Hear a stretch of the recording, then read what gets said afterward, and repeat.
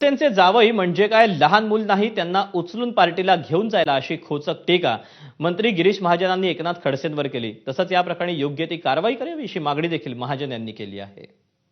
आता बुका आणले असं ट्रॅप होईल असं मला वाटत होतं. अरे बापू, मग त्यांनी यांना अलर्ट करायचं होतं ना जावई बापूंना. काय कुभांडे काय तर मला तर काही माहिती, कारण मी बोललो तर कोणाला तर त्यांना अजून असं वाटेल की बाबा एक मुद्दाम चाललंय की काय.